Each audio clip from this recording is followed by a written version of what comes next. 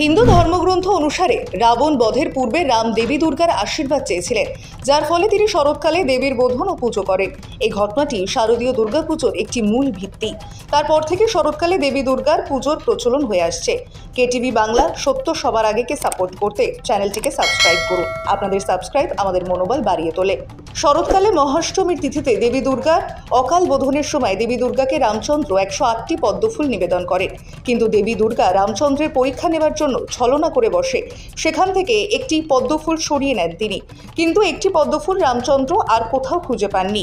তাই দেবী দুর্গাকে 108টি পদ্মফুল দেওয়ার জন্য রামচন্দ্র তার নিজের একটি চোখ নিবেদন করতে চায়। আর ঠিক সেই সময় দেবী দুর্গা রামচন্দ্রকে নীল পদ্মটি ফিরিয়ে দেন। তখন থেকেই চলে আসছে দেবী দুর্গার মহাষ্টমীর এই বিশেষ পুজো। সেই মতো বীরভূমের তারাপীঠ মন্দিরেও প্রচলন আছে মহাষ্টমীর এই বিশেষ পুজোর।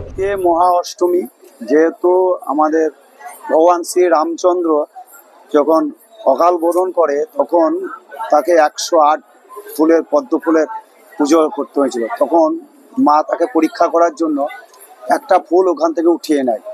তখন রাম তার নিজের কথা রাখার জন্য এবং সে নিজের চোখটা পর্যন্ত, যেহেতু আমাদের নীল পদ্ম লাগে, তাই মানুষের চোখের মণিটা নীল, সেই জন্য তার চোখের মণি দিয়ে 108টা পদ্ম, যেহেতু একটা কমে গিয়েছিল, মা তার কাছে তুলে নিয়েছে। যখন চোখের মণিটা দিতে যায় তখন মা এসে তাকে আবার মানা করে যে আমি তোকে পরীক্ষা করছিলাম।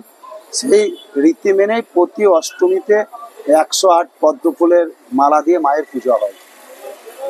হ্যাঁ, মাকেও 108টা দিয়েই পুজো হয়। যেহেতু মা আমাদের লক্ষ্মী, মা আমাদের এখানে সব কোনো দেবী মূর্তির পুজো হয় না, যে পুজো মাকে তারা মা সব রূপেই পূজা হয়। সরস্বতী মার অপর নাম নীল সরস্বতী, এই জন্যে মার যত এখানে দেবী মূর্তি, লক্ষ্মী পুজো, সরস্বতী পুজো তারা মায়ের ওপরই হয়।